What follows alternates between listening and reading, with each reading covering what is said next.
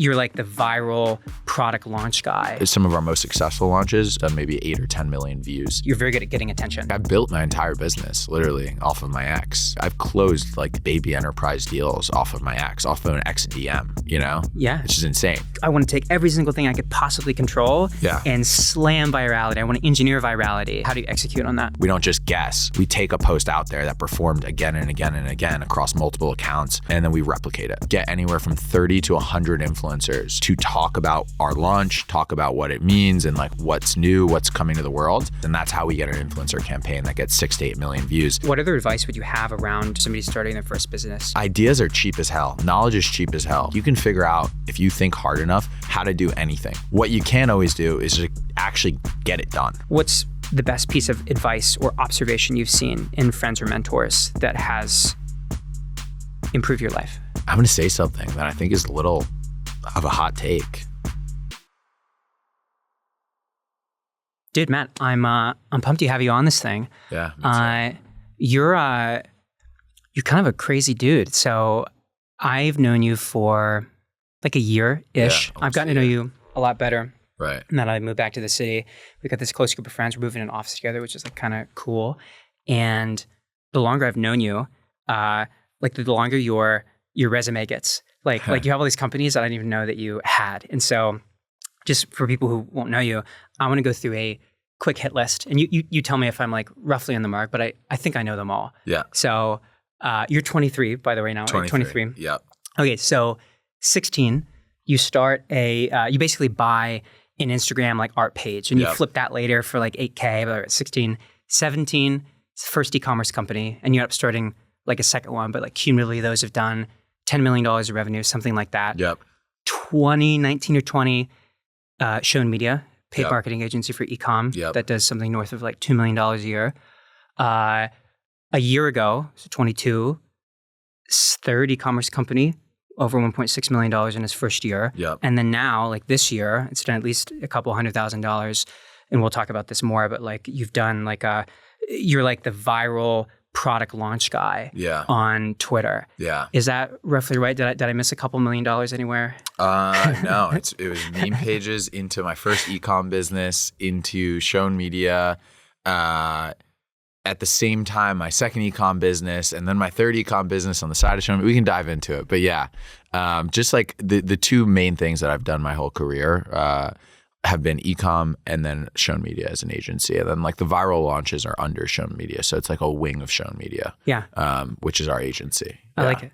So for somebody who's listening to this, I think of you just being like really good at two things. So we're going to talk about, I mean, in general, I think the theme is like, you're very good at getting attention. Yeah. I think like roughly half of your companies have been getting attention organically, like content marketing, tweeting, influencers, that kind of stuff. And the other half is paid. And we're just going to dig super deep into that. Yeah. I want to start with this crazy viral Twitter product launch stuff. Yeah. So like, give me the like, if somebody doesn't know that space or what that kind of stuff is, like what's the 3-sentence version of what that is? Yeah. So if you're a software company and you want to launch or you want to make a major announcement, we will help you make this viral announcement, make this viral launch on Twitter and LinkedIn. And there's a couple pieces to it. One is this main hero cinematic launch video. And then the other piece to it is getting that video distributed and like getting that video out there and getting that video millions of views. And our launches, like some of our most successful launches across the entire launch has done maybe 8 or 10 million views across the entire launch and the influencers we engaged with the launch. Like mostly recently our Meridian launch did that. And like what comes with that mass virality is like tons of book demos, hype about the product. People have gone and fundraised after our launches just off the launch. And so that's basically the game. How much did your full company, I mean, you've got the core e-commerce and then this, like it's November 1st, I think when I'm recording this. How much did the company do last month in October? And then maybe like since the product launch thing's like pretty new, how much has that done cumulatively? Yeah. So the company will do this year, depends on how we close out, but anywhere from $3.5 to $4 million in top line. And the business is about, at this point, 50% product launches in terms of revenue perspective. And then 50% is our core e-commerce business side of things where we make and run paid ads for brands. In the month of October, we had a bit of a slower month just in terms of cash collected. So it was I don't know, 250, somewhere around there. Yeah, that's okay. Yeah, it was fine. You're right. And our team is like 40 people now. 42. Yeah, 42. I mean, including like everyone everywhere in the, in the world. In the States, we have about 10 now. Yeah, cool. I don't know what the best one to focus on is, but like I've seen you kind of build it because you basically started this kind of as we've been co-working together. Yeah.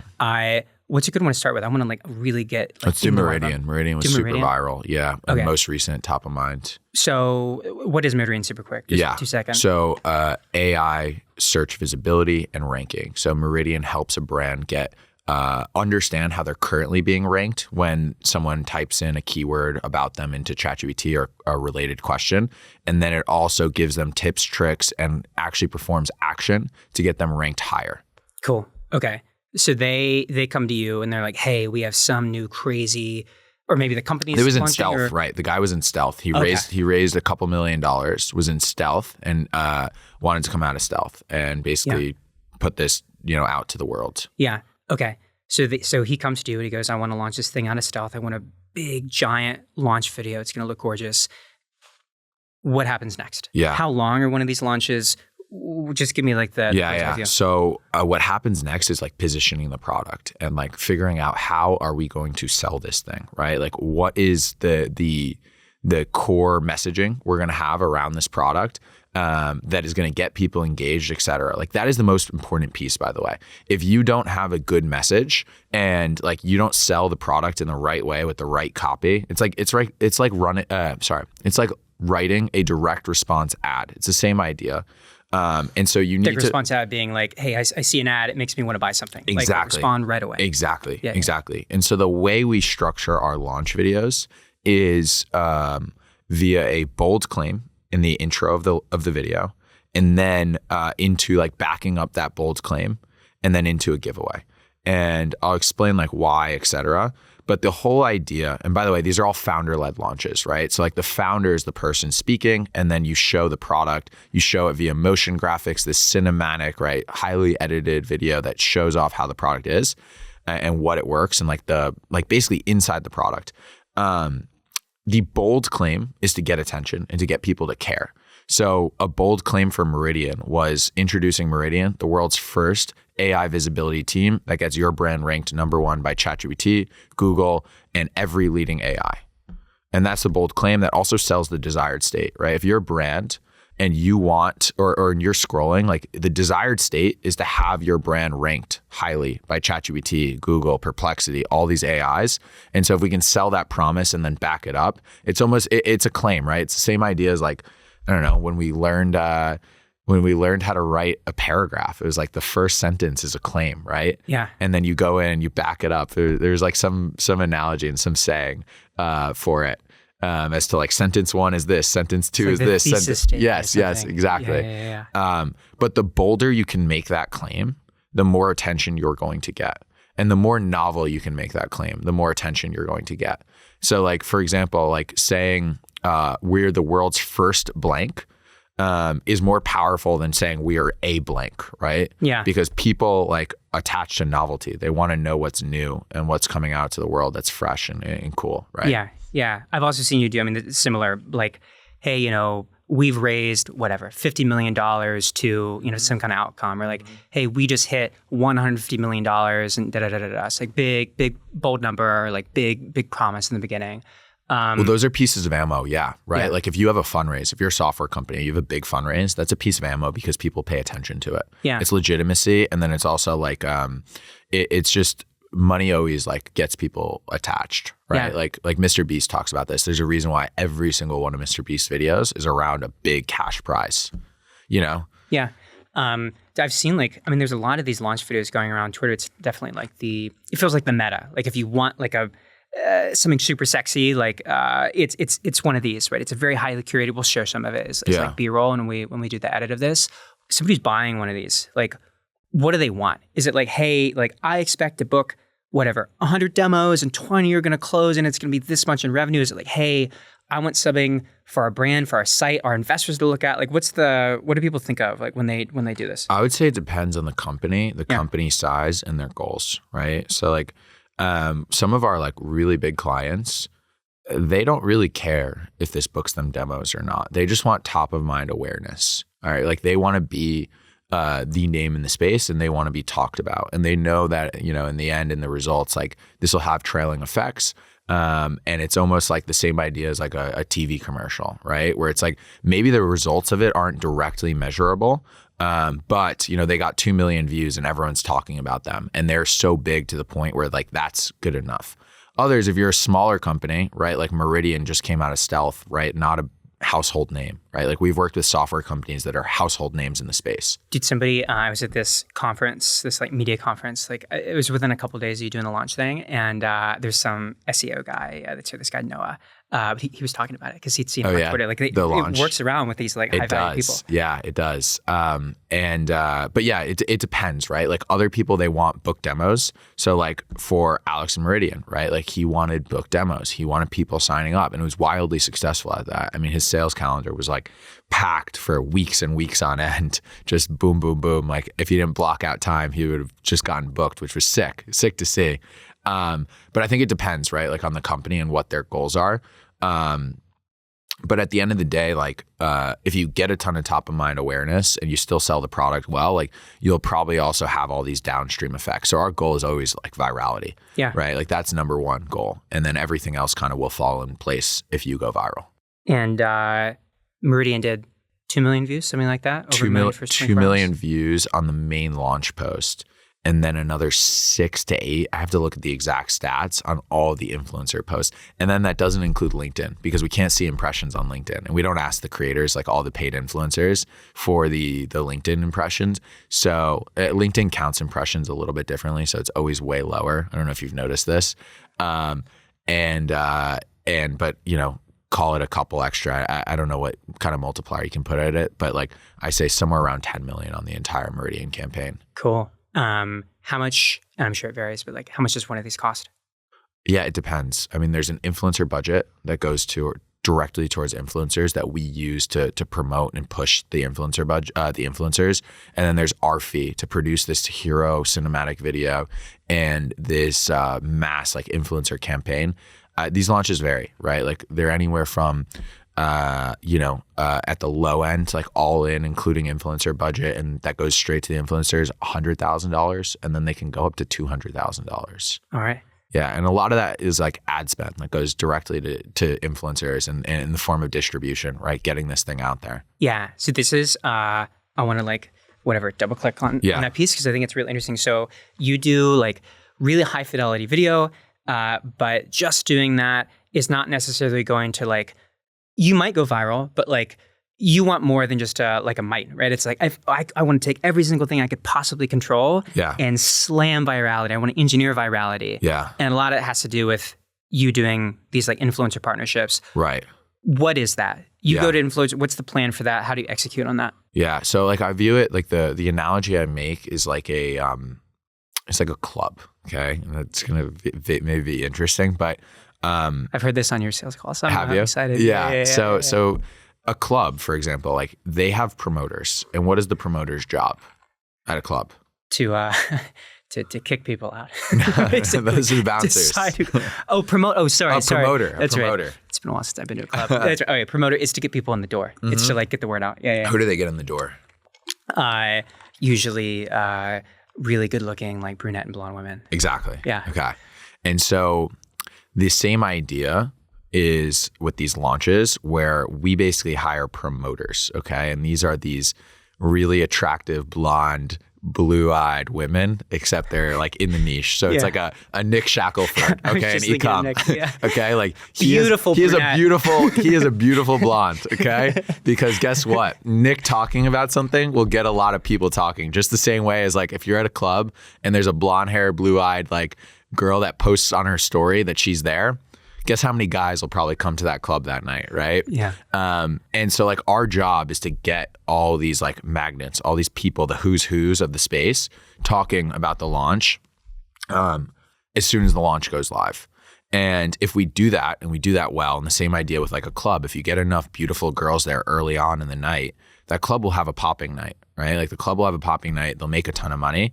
And if the promoters do their job, get the girls there, it'll be great. If the promoters don't do their job and don't get the girls there, it will be bad, right? Like it'll be a bad night for the club.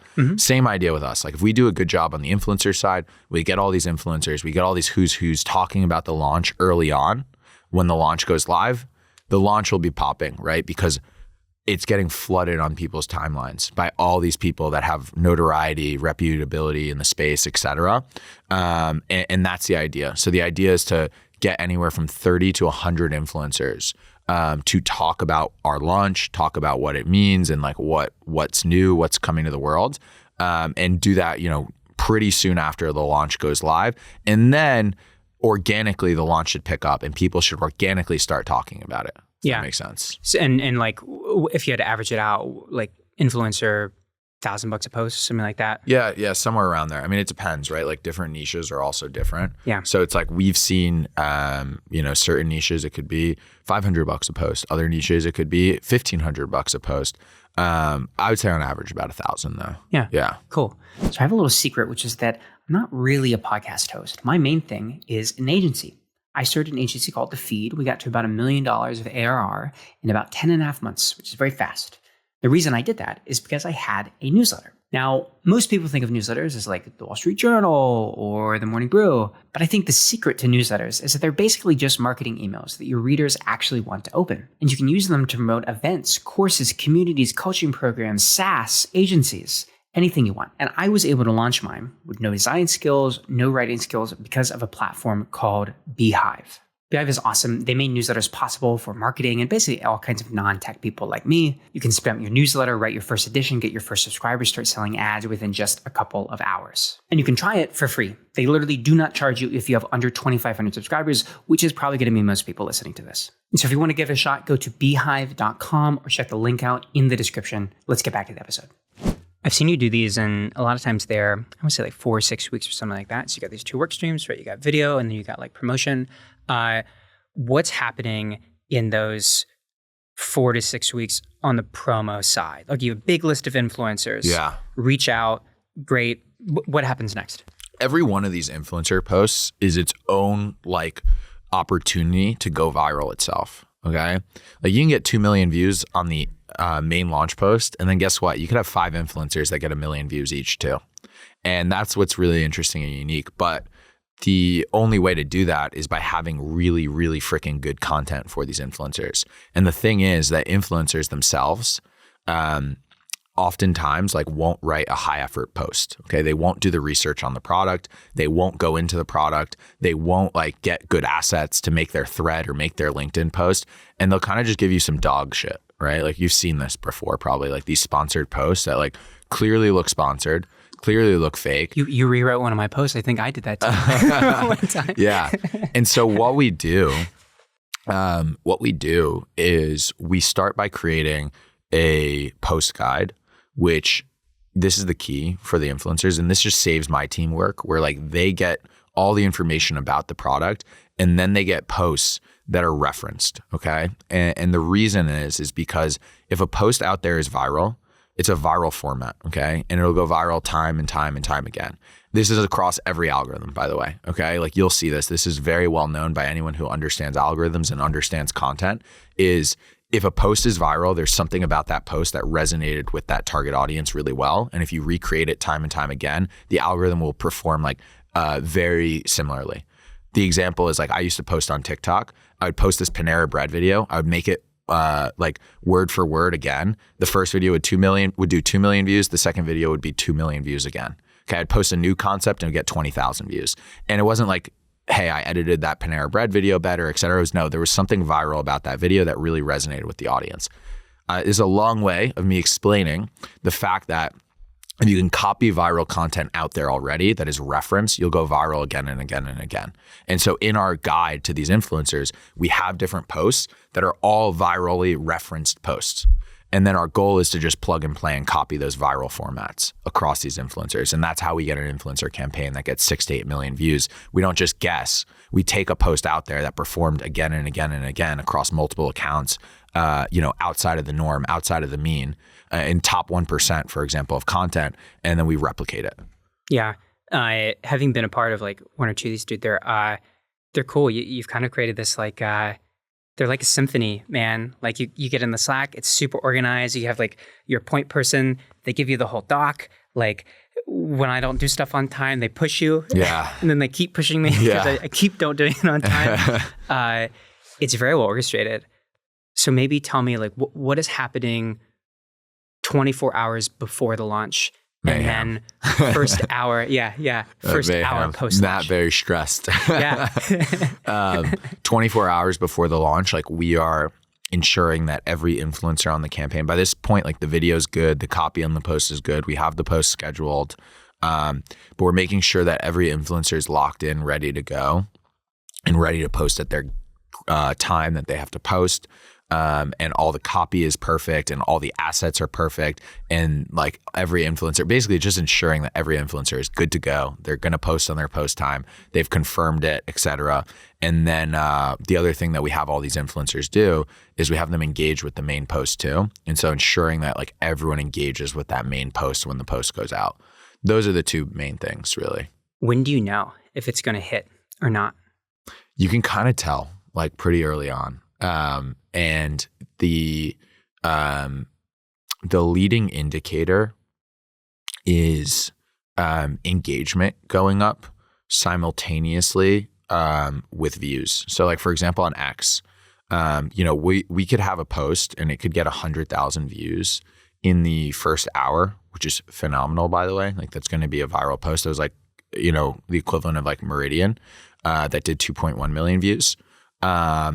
The only thing is though, from my experience is what I noticed is that if let's say it got 50,000 views in the first hour, if the engagement didn't sort of like linearly follow the view count and the engagement, for example, lagged behind, that is a poor indicator of virality. And it's because the algo, and this is my opinion, so I don't know this for sure, but this is what I think, is that the algo is sourcing the content to new people, and these new people aren't engaging with it at like a high clip. And the way the algo works, by the way, is it sends out the post to a small group of people, sees how they react. And that small group of people is usually like the hyper engaged, hyper niche like audience that should engage well with it, right? If they engage well with it, then it sends it out to a larger audience and a larger audience and a larger audience. So in that 50,000 view example, it might be getting served to that bigger audience who now is no longer interested. And then you're going to get clipped. You're not going to get stopped being shown because it didn't like pass that next threshold, if that makes sense. Yeah. One of the things you've talked about on this, you know a lot of the knobs to pull, right? So you're saying engagement, but like there's all different kinds of engagement, right? I could bookmark it, I could like it, I could retweet it, I could quote tweet it, it could be time on the content. Like there's all these variables. Mm-hmm. If I was going to do one of these, top 2 or 3, like what matters? What do you have to get from those influencers, from the regular people seeing this? It's not even the influencers. I mean, like the influencers can like help, but at the end of the day, your content needs to be really good. And the post won't go viral unless like the content is really good. No matter how much spend you put behind it. Go back to the club example. If Kim Kardashian promotes like a terrible, terrible performer at the club, okay, on New Year's Eve in Miami, and there's better performers, like the better performers like will probably do better than even if Kim Kardashian promotes this horrible this horrible event. And the equivalent is like you can put a ton of ad spend, a ton of influencer spend behind like a bad launch that people don't really care about, and it's probably not going to do well. Versus if you have a great launch and you put this paid spend behind it, it'll probably do well. It will do well. Anyway, back to your question though, and the metrics that matter the most. Comments matter a ton. And then the tweet author engaging back with those comments matter. It's something a lot of people don't realize. Time spent on the thread matters a lot. So if you spend, if the person spends over 2 minutes on the thread in X, that's an indicator that the algo looks at. And so that to me is like, how engaging is your content, right? Like, are people clicking into your thread, and are they engaged by it? Are they interested in what you have to say in your thread? And so if all you do is shill like in the thread and you don't sort of like talk about anything meaningful or valuable, it's probably not going to do super well, or, there's a missed opportunity to do better. And then retweets are super important as well. And so in the launch post, like a quick way to get a lot of replies and then retweets is by virtue of a giveaway. Put a giveaway at the end of the video, and in order to get entered into the giveaway, make them reply and retweet those two things that we want them to do for the algo. And you'll get a higher percentage of people doing that, right? If the giveaway is really good. Okay. So 3 to 4 core things. So one, like you have these videos, they're typically, minute 30, maybe 2 minutes. Yep. That's 2 minutes increasing max. time on content, but it's not too long where somebody's like, I'm not going to watch, nobody's going to watch like a 10-minute thing. Number 2 is, founder or post offer, it's usually the founder, has to be replying immediately. They are online, they are ready to go. Every single person who's replying, they're replying back. Yep. There is lead magnet or like giveaway. Yep. So like pull out engagement from all the regular people, like give them a reason to do that. Is there anything else? Any other like big keys? I mean, the giveaway to me is interesting because if you can make the giveaway viral in something that people talk about, then you've done even a better job. What'd you give away for Meridian? Meridian, it was the only free way. And the other thing you want to do, by the way, is you want to make it seem super valuable. Okay, the giveaway, right? Like you want to increase the perceived value of this giveaway. Yeah.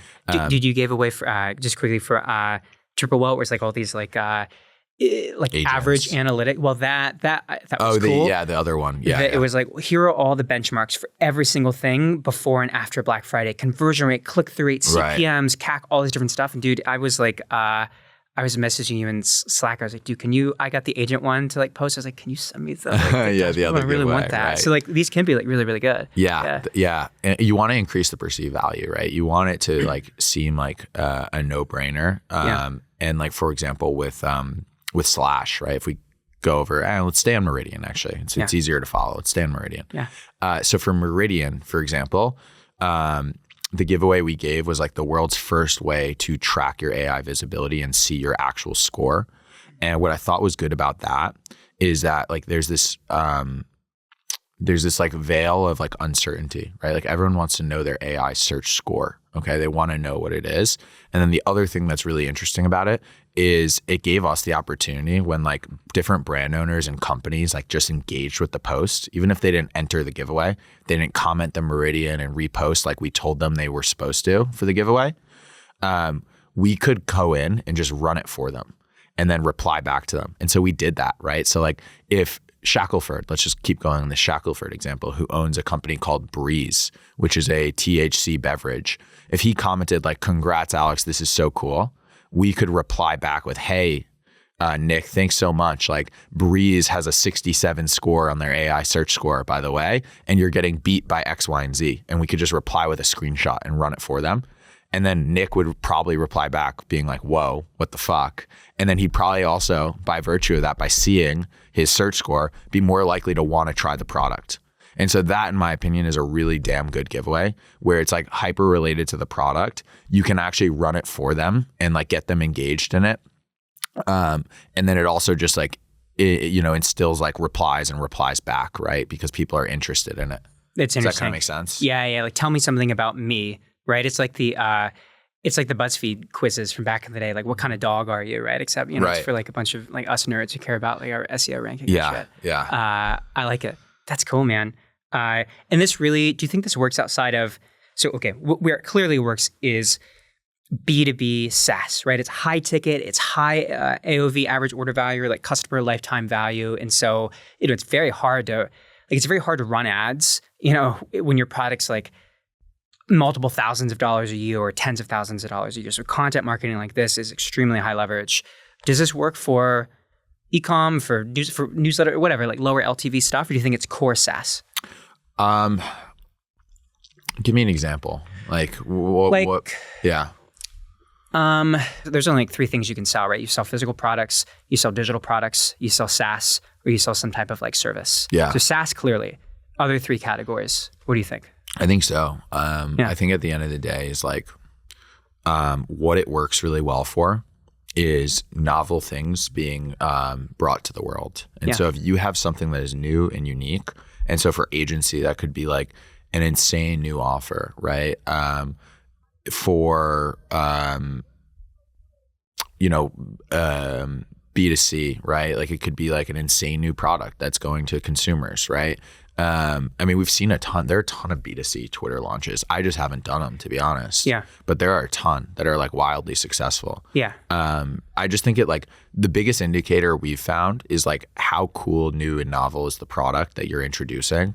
And if it's something like really cool you're bringing to the world that people want and people are very interested in, and there's a lot of already pent up demand, but not necessarily like a known solution for it, the launch will typically do really, really well. Yeah. Because people are interested. And like Meridian's a great example of that, where, Problem, right? Like everyone knows people are moving towards buying on ChatGPT, okay? And like every brand is thinking about it, but the solution isn't very well known out there yet, that you can get ranked higher and you can see it. And so like there is clear product market fit and the launch did well, right? Because people were interested already in it. Versus if you're bringing something to market that no one really cares about, it's not that new, it's not that unique, it's not that cool, it's going to be tough to do a good launch, honestly. Yeah, I like it. So you're pretty good content for yourself. Thank you. You're welcome. You have like, I don't know, 27,000, something like that, followers on Twitter. Yeah. But it's like really high value, right? Your business do millions of dollars a year. So it's like very high revenue versus like, the size of your audience. Take me back to like, when did you first start posting? 2022? I think so. Yeah. I think so. I'm not sure. Do you remember your first hit? Not exactly. No. Yeah. Honestly, no. I mean, I remember the story around it, which was Oliver Brocato and I were friends. And he had this friend, Jimmy Farley. And the two of them were posting. So these guys, just people know, like Oliver launched an e-commerce company called Tabs. He's a buddy of ours. He sold it for a lot of money. Now he's run other businesses. Jimmy Farley, I think, is kind of known as like a viral content creator. Like he's really dope. Like he basically gets young kids who go crazy viral on TikTok Shop, and he's created almost like a cult. Club, an academy, a cult. Perfect. Yeah. Literally. He trains up these children to go make founders millions of dollars a year. That's the TLDR. He's really good at Oliver. it though. Very good. Like he's very good at content at TikTok. He really understands TikTok. Yeah. He was one of your first friends. Really, I went back to like the very beginning of your Twitter. Yeah. And he was like one of the first replies. You guys have known each other for a bit. Exactly, dude. Exactly. And so they were both posting, and like Oliver introed me to Jimmy just online, and these two guys were posting on X. And they're like, dude, you got to start posting. And so I was like, what do I post about? They're like, post about your company. And I was running this custom gift brand back then. Yeah. And I was like, okay, yeah, like I'll just start posting. And like at first I had no idea. Like, and Jimmy just like would text me this. He'd be like, no, like, delete this and rewrite it this way. And I would do it. And all of a sudden, like he had a big following of like really core niche people that were like in this demo, and like he would retweet my stuff and Oliver would retweet my stuff, and like at this point they probably each had like 10,000 followers, and so like they kind of like took me off the ground, right? And then I just like rolled with it, and I saw these impressions coming back. I was like, whoa, this is cool. Like, I like this, and I didn't like this drug, man, stick me with this. I know. I didn't monetize it at first. Like it wasn't to make me money. I just like loved like seeing people engage with my stuff, talking to people. I met so many people. Like Oliver was always super tapped. He knew this guy and he knew that guy, and I never understood it until I got on X and started posting, or back then Twitter. Yeah. I never understood how he knew all these people. Dude, it's crazy. I mean, almost a year ago to the day, a friend of mine, this guy Rowan, told me we're hanging out together in SF and for like a week, and at the dinners we go to, he kept telling me like, dude, you got to be posting. Yeah. And all I think about now is like, dude, I wish I'd started like 6 months earlier. From when he told me. It's so valuable. It is so valuable. It's crazy. Like I built my entire business literally off of my X. Yeah. I've closed like, I don't know, you can call them maybe like baby enterprise deals off of my X, off of an XDM, Yeah. Which is insane. Do you remember, and I think I kind of know if you don't, but like if your content in terms of what is contributed to your followers was like a pie, do you know the biggest slices? Like the content strategy? Like the angles. I'm confused, I guess, on the question. So like the types of stuff you were posting, like you have stuff that you've recycled, like you use it again and again and again. Yeah. I assume that stuff, the reason you're reusing it is because it's gotten you a lot of followers, gets you a lot of business. Yeah. I mean, it's that same idea we were talking about TikTok, right? It's like if it's a viral format, just repeat it again and again and again. So for you, right, like you want B2B leads, you want people to know you for being good at paid marketing. Yeah. What have those viral content formats been for you? Yeah. So there's a couple. The most notable one that has probably brought me in a couple $1 million in deal flow is going through like top brands. And this is for my paid ad side of my business. So I have two sides of the business, right? I have the paid ad side where we make UGC content, we run paid. But the most notable one on that side is going to a top brand, say like a High Smile or a Dr. Squatch or a True Classic, screenshotting the number of ads they have live in their ads manager, which you can see through Facebook ads library, and just saying like, Dr. Squatch has 525 ads live in their ads manager, period. These guys are killer marketers, period. Here are 5 ads they use over and over again, period, thread, emoji. And then I just put that screenshot that everyone knows and recognizes. And then I just go through like, it's like a listicle, right? Like it's just like ad 1, like direct response with AI voiceover, example, boom, 2, 3, 4. And then my call to action at the end is 1 ads like this for your business, book a call. Yeah. And but by the way, you were saying the thing and I'm looking at one of the tweets and you have it word for word. Lab it's right. here. Oh yeah. It's here, right here. Yeah. I mean, I've written it a million times, and I don't know, people have copied me, by the way. Like it annoys me sometimes, but they've copied this format. I mean, it's not proprietary. Go do it. Dude, I want to copy you. But like I've had some of these threads, like, I don't know, that Pet Lab Co. What's the impression count on it there? 100K. Yeah, I've had ones hit like 200K, 300K here. And I don't know, it's a qualified audience that's interested in advertising. I've had these book me like 20, 30 qualified sales calls. Yeah. That's wild. Okay. Second content format. Yeah. What? Second content format. I don't know if like I have necessarily like I'm cheating. A like super viral format that I do over and over again. Yeah. Oh, I do actually. This is again on the paid ad side of things. It's very simple. I am the Mr. Beast of paid ads. And so I just use Mr. Beast's name for recognition and clout. And this is how you create a direct response ad, period. And then I'll just like show one of our work, like a piece of our work, a really good ad we made. And then I'll just say like, want content like this, book a call. Boom. Yeah. Cool. So I am the notable figure of like thing that you're interested in and then proof of that thing below. Exactly. Yeah. And they tend to do really well. You have to have a really good ad there that like really grabs attention. It's not always the ads that perform the best, by the way. Yeah. Like it just has to look really good. Yeah, dude, there's a couple we'll show them when we do the edit and stuff that I thought were cool. But you probably remember this one because I think it was your biggest post of all time. Last year, 2 million impressions on it's a woman on a toilet seat and she's sitting down and then she gets up. I don't even know what product this is for. Yeah, but it's like a great hook, dude. Yeah. And then, dude, do you remember? So in 2022, a big part of how you were getting followers, you were doing lead magnets. So you post all kinds of sales figures around. We can say you've tweeted about Simple Sentiments was like the first business. And these were good. I mean, this was before impressions, but I see like this is 1,000 likes. Oh, they didn't show impressions on these, huh? No, 800 comments. And you have like probably 10 of these. I mean, this must have been thousands of followers. Yeah, it was. And it was just like, it goes back. I mean, people want to see numbers. Yeah. People want to see the number and then they want the sauce. They want the formula. Yeah. And like sell it, I don't know. I guess if you're an e-com, it's a little bit different, but if you're an agency, they want to see the numbers and then they want the sauce and then you sell execution. Hormozy talks about this, right? Like sell the knowledge, give the knowledge away for free and then sell the execution. Yeah. And that's like what I'm doing on this pod right now, like, or Brett Malinowski's pod. Like anyone can go listen to these pods, understand exactly what I do. And there'll probably be a couple of people that go do it because of it. Yeah. But there'll be a much larger percentage of people that listen, understand the strategy, and then either can't or don't want to do it themselves. And so they come to me and Yeah. I'll sell the execution of it. Yeah, I love that. Give away the secret, sell the execution. Like most Yeah. people would be like very reticent of like, I mean, you're going through all your numbers, like how you do the launches. Most people are like, oh man, like I don't want to give that away. But I actually think that is what you want to give away. It's incredibly valuable. 100%. And it's like new business, right? A newbie in business. It's like, oh, like I can't give you my idea because you'll steal it. Yeah. It's And like, make you sign an NDA. yeah. If you want to hear my I idea, hate those people. ideas are cheap as hell. Knowledge is cheap as hell. Okay. Like you can figure out if you think hard enough how to do anything. Okay. What you can't always do is just actually get it done, right? Like ideas in theory, great. And like strategy and sauce in theory, great. Courses in theory, great. What actually matters is like taking that knowledge and going and doing it, right? Yeah.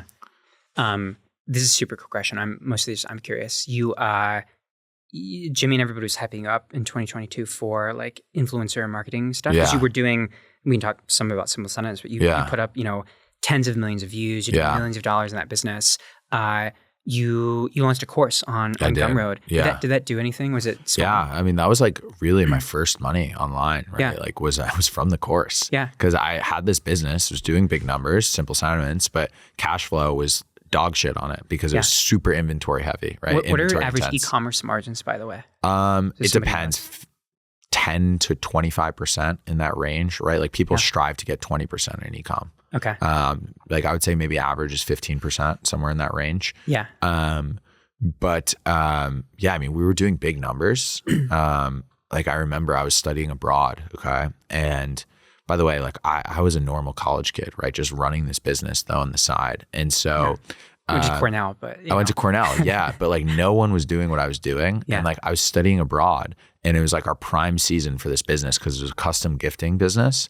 And I get off of Chamonix, okay, the ski mountain, and I get off the trail and I don't know, we must have been like hours ahead, I think, or we were hours behind or whatever it was.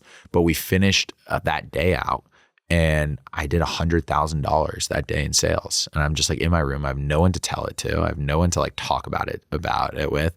And I just get off the ski trail and then I go back and I like watch some football, right? Like with my 2 college friends. And like that business, going back to this though, that business like did big numbers, but I couldn't pull out cash from it.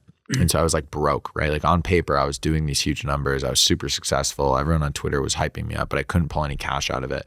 And like Jimmy was like, you should launch a course. You should teach people. Like basically that entire business, the early days, was built off of taking advantage of TikTok influencers that didn't know their value. Yeah. And like getting like, I mean, we got influencers that had like a couple million followers on TikTok. And this is the early days of TikTok. I think like 2021, 2022, 2020 even.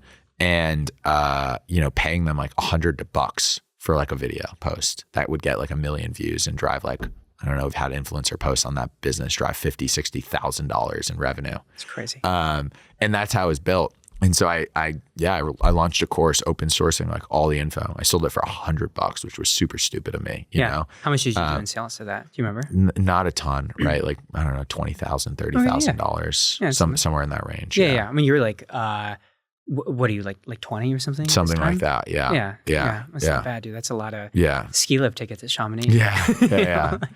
That's also just a beautiful like. I've been to Chamonix once, like 2 or 3 years ago, and just I'm picturing like walking through those little corridors and just you see the beautiful mountain. You're like, dude, my life is like changing. Like, as I'm like going down these slopes. Yeah, no, 100%. 100%. That's interesting. Let's talk about Simple Sentiments for a second. So that business was really good. And then, so it was first e-commerce business. Yeah. How did you come up with the idea?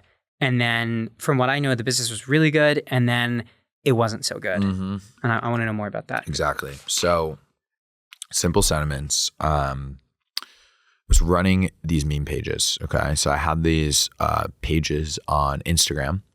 And I was running these when I was in high school. Okay. When I was 17. And I would buy and sell these pages. And then, I would get DMs all the time asking for people if they wanted to like buy my page. And my biggest page had like 300,000 followers and it probably made me like $3,000 or $4,000 every month, something like that. And I got a DM from someone and he's like, can I buy this page? And I'm like, yeah, sure. Like make me an offer. And I get on a call with him. He's this French dude. And he goes, listen, I could buy your page or I could teach you a way to make a lot more money. And I'm like, well, what is that? And he's like, have you ever heard of drop shipping? And I'm like, yeah, of course I fucking heard of drop shipping. Like I knew like the Jordan Welches, like the Hayden Bowles, right? Like all these guys that I would watch on YouTube that would talk about it. And I was always like curious and wanted to get into it. And so like he was selling me this like desired state, right? Of like, I will teach you how to do drop shipping that you want to do. And by the way, you can make far more money with drop shipping. And then he shows me this screenshot and it's like his drop shipping store that did like $700,000 that year in sales. And I was like, wow, like I'm playing in the small leagues here. And this guy clearly knows something I don't. And do you think, I mean, I didn't know until I knew more e-commerce people. I was like, oh, 700K, like he's probably making like $500,000. Yeah, exactly. And so I see that and he's like, listen, I could just buy this page. I have a lot of money, clearly. And that's what he said to me. Or I could teach you something far more valuable and I can like mentor you and like teach you how to build this e-commerce store. Yeah. And I'm like, teach me how to build this e-commerce store. I'm like, please, like be my mentor. And so I gave him the keys to the page and he, for like week 1 is like decently helpful, this guy. And he basically like gives me a theme on Shopify and gives me a product. And this product is this like, it's the same product that he, by the way, did like $700,000 in sales with. Red flag number 1, by the way, that he's giving us that product, right? Yeah. Clearly he like rinsed it. But it's this like box that opens with your photos. Okay. And, by the way, gives us the product, gives us the theme, and then goes ghost and has my page. Goes completely ghost. And so me and my business partner figure it out. We run with it, but our page is gone and he didn't like do anything that he said he would have done. So I was really upset. I was like really down bad. This page is super lucrative page. My biggest Instagram page gone overnight and this guy has access to it. I run with the e-commerce store. I keep hitting this guy up. I'm like, what's going on? Like, why are you ghosting me, et cetera, et cetera. And finally, I just sit there. I remember I came home from like lacrosse practice. I'm a senior in high school. And I open up my laptop and I'm like, fuck this. I'm going to try to figure out how to get back into this Instagram page. And if you're in the business, by the way, like if anyone here did meme pages, like part of the business of buying and selling meme pages is like kind of like technical. It's understanding like how to secure these pages so that like when you buy them, they can't get back in. Like it's a little bit black hat, if that makes sense. Yeah. And so it's like knowing how Instagram works to secure pages, knowing the 2-factor authentication, knowing how Instagram sends codes out, et cetera, et cetera. And there's a science, by the way, which I had to learn myself as to like how to buy a page and then really lock that person out of ever getting back into that page. And so because I knew that science, I went in and I'm like thinking, I wonder if he like fully secured this Instagram page or not. And I get in and essentially the way Instagram works is, or at least at the time, is when you say forgot password, it'll give you a different way to get that password. Okay. And it'll go to the email that you have on the account and it'll give you that email that you can then send a code to. Now the thing is at the time, if you clicked try another way enough times, like 3 times, it would give you a third way to try to get into that account. And what he didn't do, what he forgot to do was he forgot to change the old phone number attached to the account. And so because he forgot to change it, I clicked 3 times and I was able to get a code to my phone number because he didn't change it. So he didn't fully authenticate.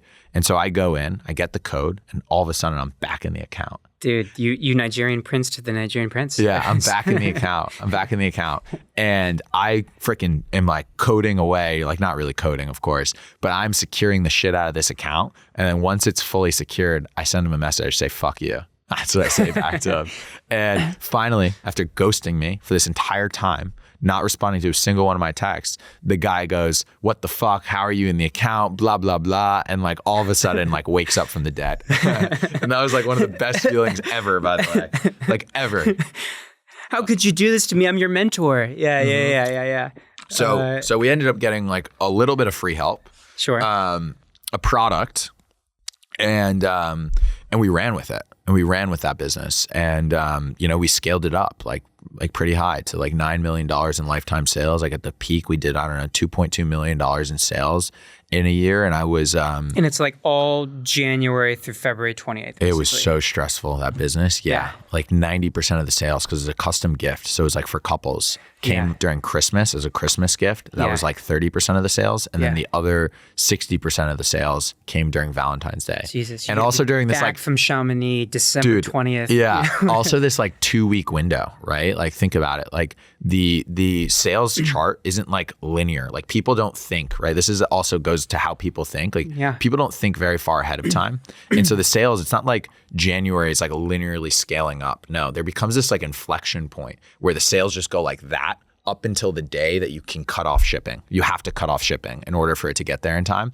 And by the way, like every single day that you can extend the shipping time frame is like a massive amount of change in the business, right? Because those days could be $100,000 days at some of your most profitable days. And so like we would always figure out like the best way and like the furthest we could possibly extend that shipping window because it was like make or break for the business, you know? Yeah.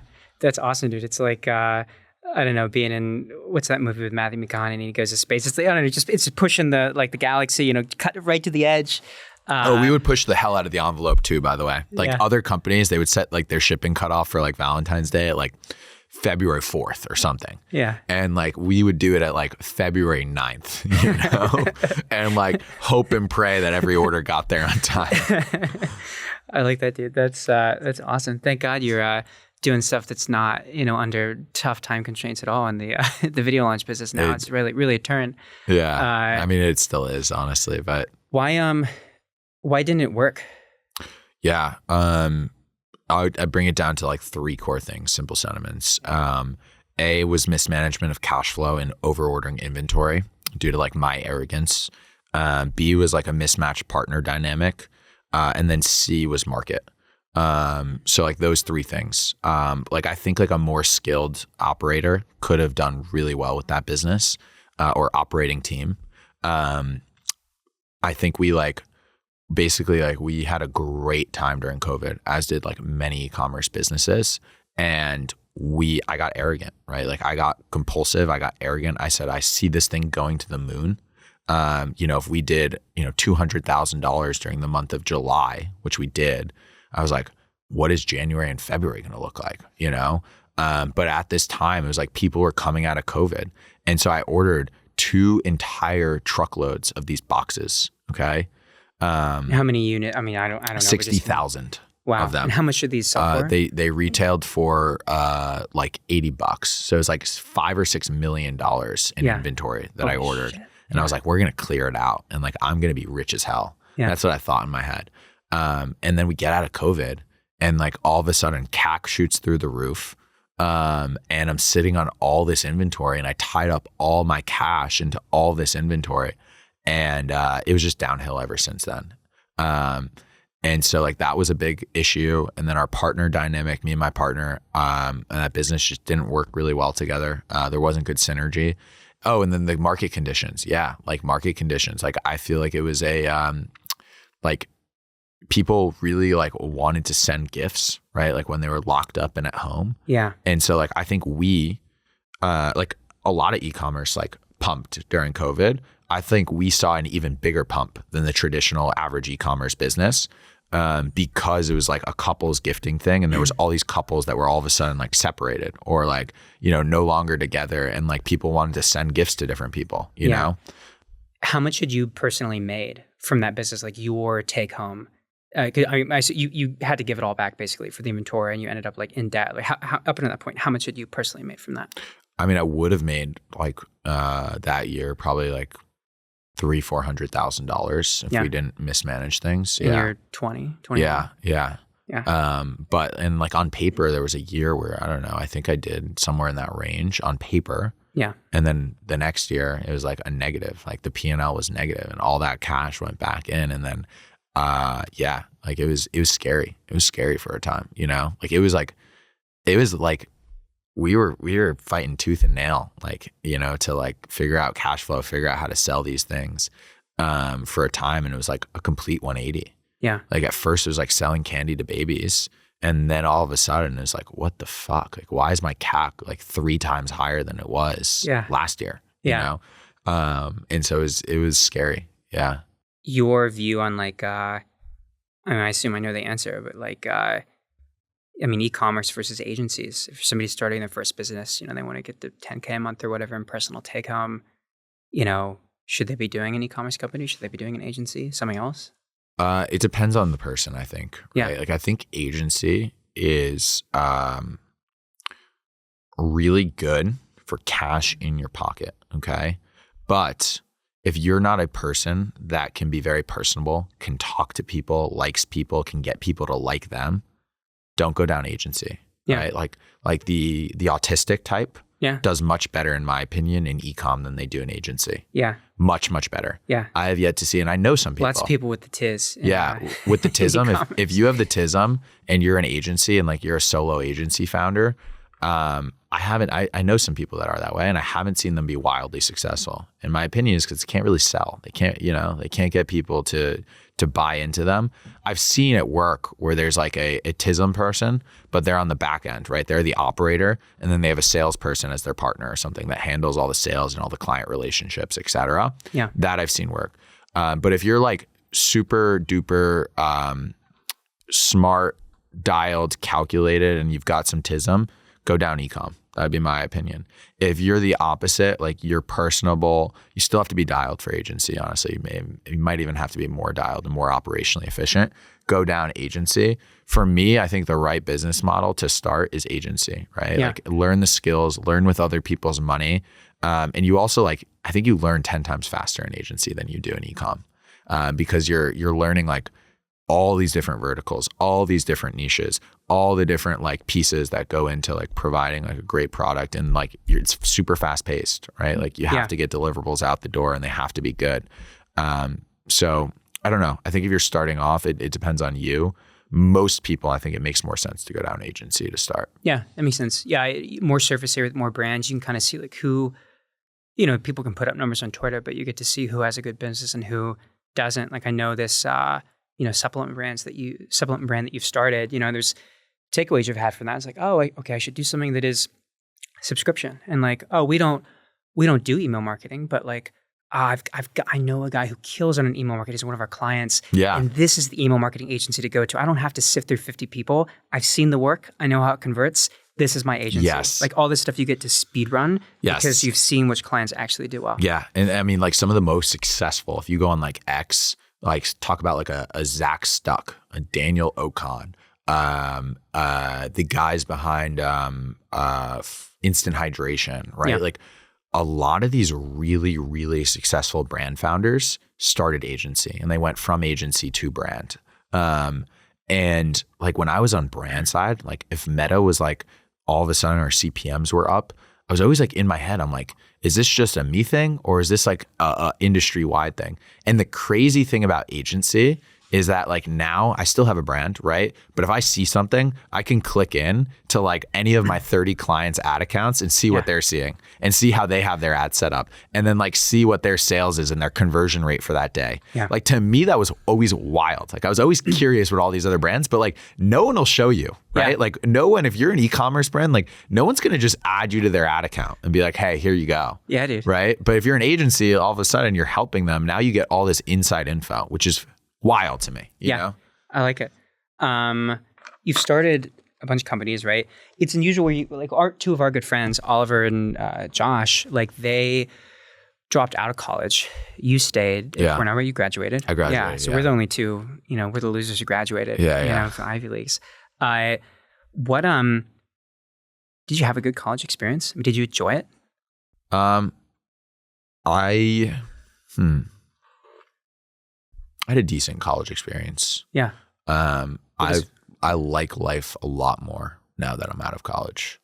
I don't wish I dropped out, to be honest, because I think dropping out is really hard. And I don't think I was in like a position to drop out where like, I think if you drop out, you need to like have like a tribe of people that you can then like join. And like, I wouldn't have had that, right? Because it's like, where else are normal 22 or 23-year-olds other than college? They're not really, right? And so it's like, unless you have like a group, I don't know. I think it's probably pretty depressing. And I've seen that with some founders that drop out, is that like, they want to be like They want to have friends. They want to like have things to do. And then they drop out and it's like, there's no one else like them. There's no other, like, there's no group they like mesh in and like belong to be a part of. And so that's honestly like, listen, maybe I would have dropped out if my businesses were taking off, but my business didn't really start catching steam until like, you know, and putting a lot of cash in my pocket until like 2 years ago, you know? Yeah. Which is like right around when I graduated, you know? Yeah. Guys, I saw a tweet from you. You hit, I think, 50K a month in the agency, like mid 2024 or something like that. Yeah. It's cool, man. I mean, your life is totally changed the last year and a half. Totally changed. Yeah. Like wildly changed. I mean, like we went from like 3 people at the agency to like 40. It's fucking crazy. You know, like it's like I go into team wide and I hop on these like team wide, like we have a Friday team wide meeting and it's just like I click in to like see everyone on the team. It's insane. Yeah. It's crazy. How do you think your team would describe you on a good day? On a good day. How would they describe you on a bad day? I want to know both. That's a great question. I think it depends who on the team. Yeah. I think like what I know I'm not really good at and what I've like come to realize is like I am not a great like executor. Okay. Like I'm not the guy that's going to like take this client's idea and like execute it 1-to-1 and like make them super happy. What I am, and I think like where I really strive is knowing what to do and when, and like being able to like take a group of people, take all of these ideas and then basically say, hey, this is the direction we're going very confidently. And basically like get buy-in from people as well, right? Like get people, like get all these different ideas and basically say, hey, you know, you have this idea, you want to do this, you want to do this, guess what? We're doing this and here's why. And then get everyone on board and bought into it.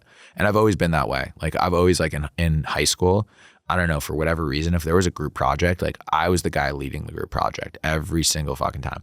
I wasn't the one doing the work. I would assign myself the least amount of work and I would assign myself the great, but I was like the guy being like, hey, this is what we're doing. This is what we're writing about. And this is who's going to do what. Got it? Good. Great. Let's go. Done. Yeah. Versus other people, they'd la-di-da, they'd chat. They'd be like, how do we want to split this up? Do we want to? I'm like, no, fuck off. Like, this is what we're doing. Yeah. You're going to do this. You're going to do that. You're going to do that. Here's why. And let's go. And like, I think that's like the role I serve in like my company now is like, I set the direction of like, here's where the business is going. Here's why, here's what you're going to do. Here's what you're going to do. Here's what you're going to do. Go do it. Am I the guy that's actually best suited and like does a lot of the work? No, I'm not because I'm too ADD. I'm too disorganized. And like I fuck things up way too often. Yeah. Right. Like I fuck things up. So like I'm trying to take myself out of that as much as possible. Yeah. By the way, I know, and this is another thing that I believe is I know what good looks like better than anyone else too. And so I can tell, and I can tell people what good looks like, but I'm not like the best guy to then like sit there with the editor and like get it to what good looks like. Yeah. You know, there's like, there's delegation and there's abdication. Abdication is just like, oh, you go do it. I don't think about all the problems. Like you're good at delegating. And to your point, like you've done a lot of it before. So I was looking through your old Twitter and like, you know, you're doing videos for simple sentiments. I'm watching, you know, girlfriends, you know, open up the box and like cry. And I'm listening to that voice. Dude, that sounds like a young, almost prepubescent like Matt narrating the video. Yeah. And it is, right? It was you narrating. It was you like, it was you in the driver's seat for a long time. It's interesting. I also see that, by the way, the like whatever motion of the idea and the feeling of let's go do this thing versus the execution a lot in our friend group, dude. We're planning this trip to like upstate New York next weekend, dude. And you guys are like herding cats, man. It's like it's so hard to get everybody on the same page. But like my business was able to take off when like you put me, who has like a lot of ideas, can get people on board, can sell. With someone that can do the execution. Yeah. You know? I want to make that real actually for a second. So like when you started this product launch, you know, part of the company, I don't know, 6 months ago, something like around like 8, that. Something, 6 to 8 months ago. Yeah. That's a very unconventional thing to do. Like the regular Alex Hormozi thing would be like, hey, that's the lady in the red dress. You're not focused. And frankly, when you first were telling me about it, I was skeptical. I was like, dude, you got this e-commerce thing. Like, I think you should focus on like that. Like, this is a whole different thing. It's a different level of stuff.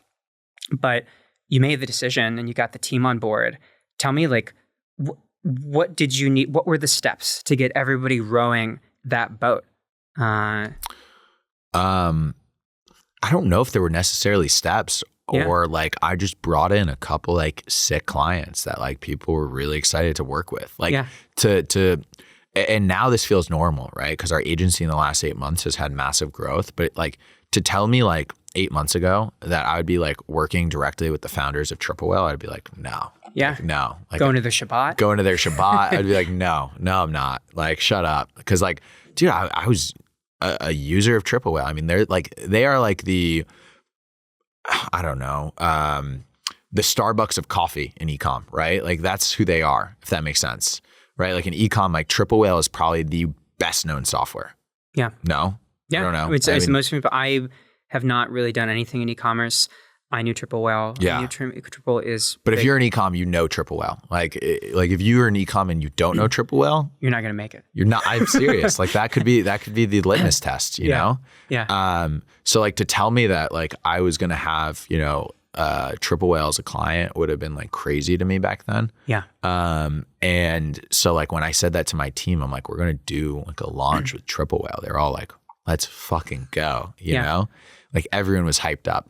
Like even my editor in Croatia was like, my buddies do drop shipping and they're like, you're working on a Triple Whale project? Yeah.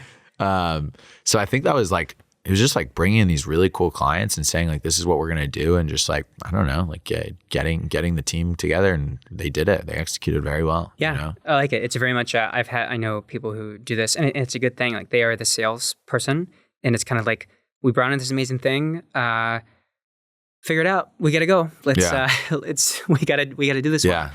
I think that works. It's sort of almost like a burn the boats thing. You said you're on a bad day. How would your team describe you? I mean, like a complaint that I could see me getting would be that I like,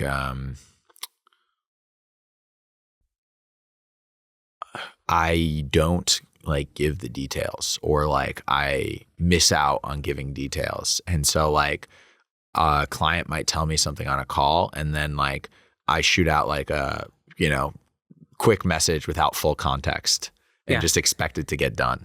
Yeah. And that like comes back to like my ADD and like, et cetera.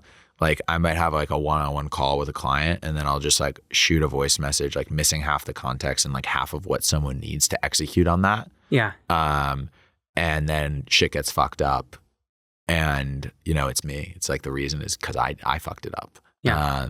And so I think like that's a complaint I might get, is that like, I don't give people like clear direction and like very clear, like very specific, like this is what, you need to do, or et cetera. And I like just give like, quick notes and thoughts, et cetera, and just expect it to get done. Yeah. Yeah. What do your parents think of all this? It's a good question. At first they hated it. At first I was supposed to be a doctor. And I was like, my dad's a doctor, and he wanted me to be a doctor. I have two older brothers. Neither of them were doctors. I'm the youngest, and I was the last shot at being a doctor. And at first they hated it. At first my whole family hated it, that I was doing business. Like I remember my brother looked me in the eyes and he told me like, this little gifting business you're starting will never be anything. Focus on school. Yeah. And like, of course that pissed me off. I love my brother. I don't hold it against him that he said that, but I used it as massive motivation. And then I went to my mom, and my mom's like, your brother's right. Like focus on school. Like school is how you're going to make a lot of money and how you're going to be successful and have a good life. And I just didn't believe that, like I didn't believe it. And so like at first they were very, very anti. They were like, how, like I would tell them about business, and they'd be like, yeah, but how is this test? Or how is this, class you're in? Or are you ready for this? Or are you prepared for that test? Like as I would tell them like a big achievement in business, now they're super on board. And that's with everything, right? Like people will not believe it until you disprove them, right? Like it's corny, it's cringe until it's not. It's like, the biggest TikTokers in the world. Like, do you think Bryce Hall, like, do you think he was made fun of, right? Like there's videos of him getting made fun of and bullied in high school. Yeah. And it's a very similar concept where it's like, he was bullied in high school probably for making these TikToks, and then all these people wanted to be his friends. And the same idea in my family. It was like everyone was super duper anti what I was doing, until all of a sudden I'm making a lot of money. Yeah. And I have a 40-person team and I can prove it, you know? This story rhymes with a lot of other people that I've talked to.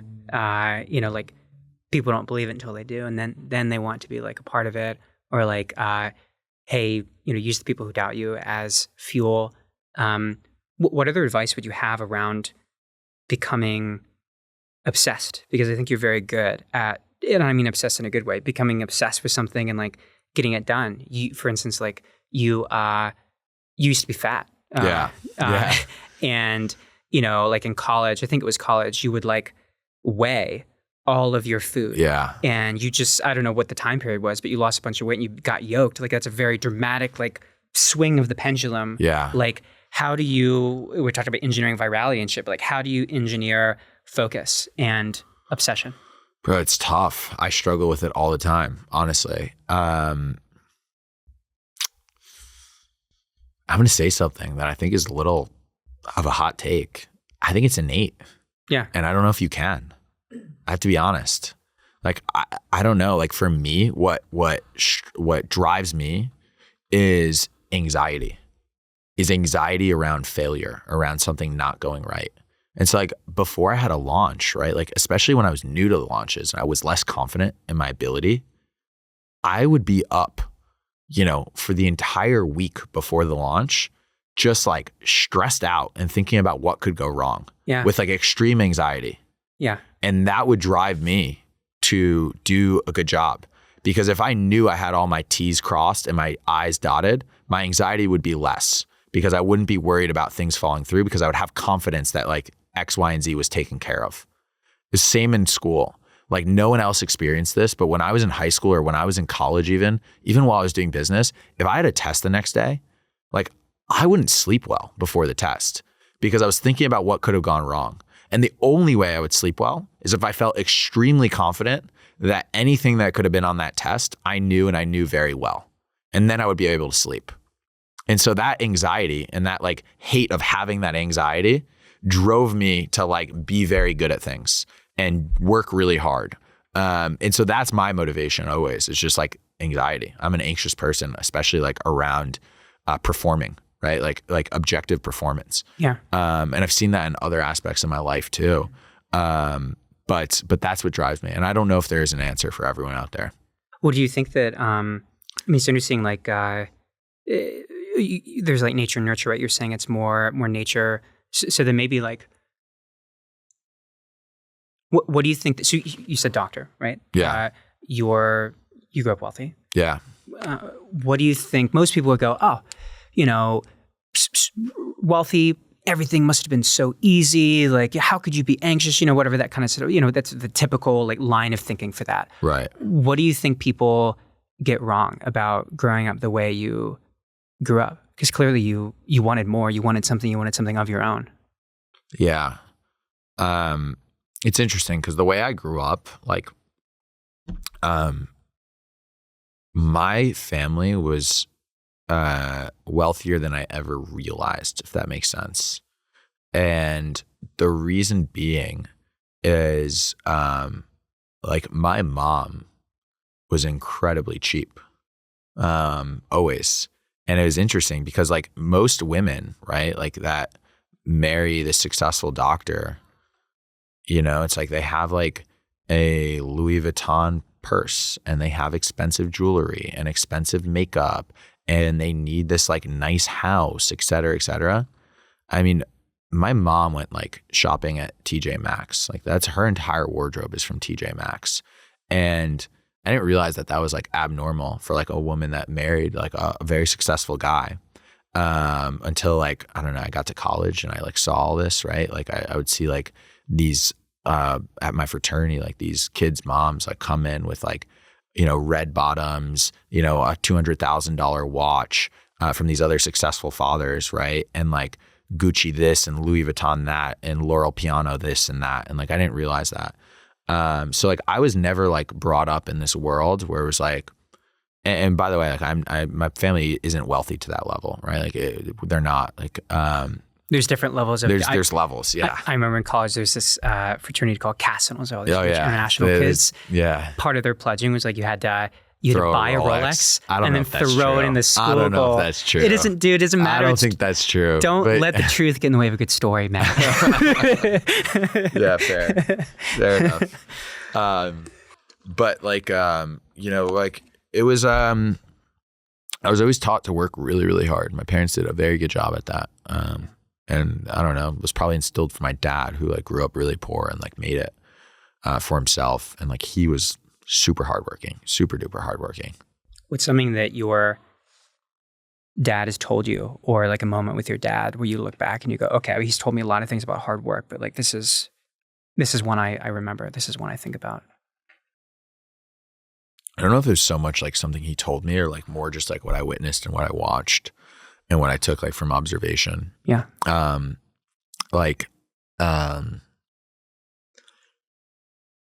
just would always like, here's something interesting about my family that, I don't know, like kind of,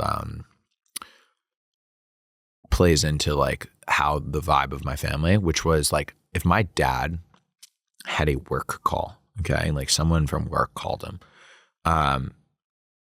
you had to be completely dead silent, okay, around the house. Like you could be in like a room downstairs and my mother would come and say, shh, your father's on a work call, okay?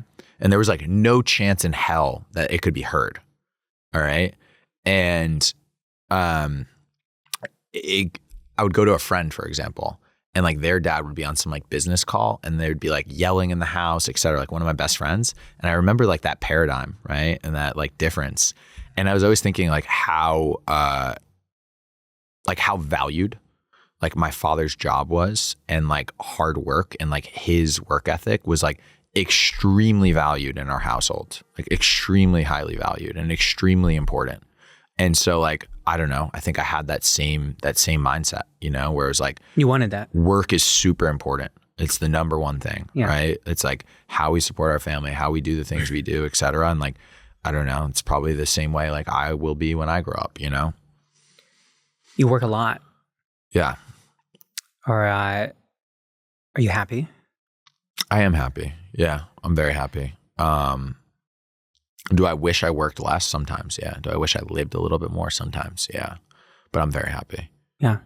What makes you happy? Growth, seeing growth, and then like people around me. Yeah. Yeah.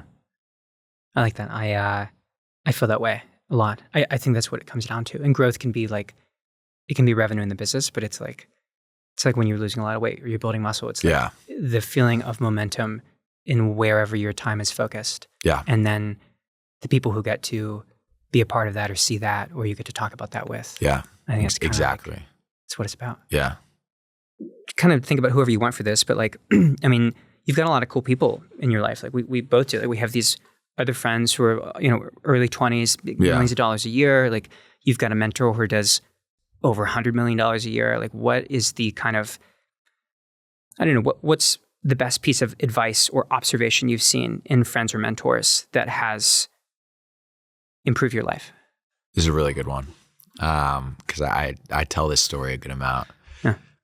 So I was 17 and I got an internship at my dad's hospital with a guy who was like high up at the hospital, and it wasn't what I wanted to do, right? Like I was still at this point, I was interested in business, but my family was trying to push me down this path of being a doctor.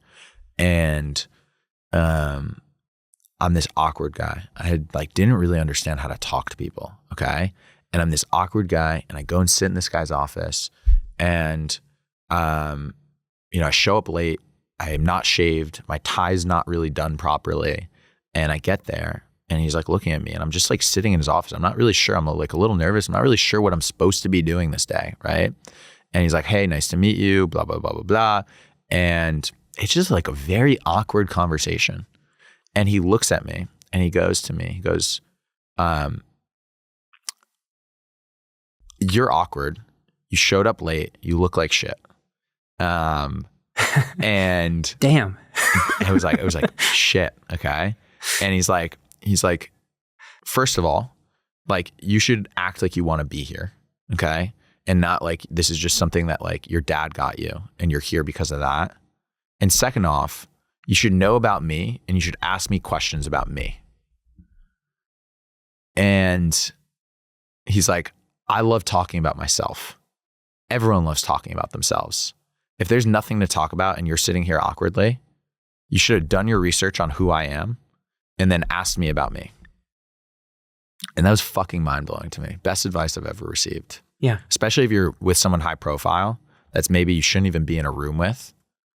Figure out who they are and just ask them about themselves. They will love you and they will do a lot of things for you. That's my advice to anyone. If they want to get ahead, if they want to make friends, if they want to, get connected, etc., do that. Cool. Love it. Dude, I appreciate you doing this. Yeah. This is fun. Yeah. Boom. That's, I don't know which one of these is me. Is that me? That's the pod. Let's go. There we go.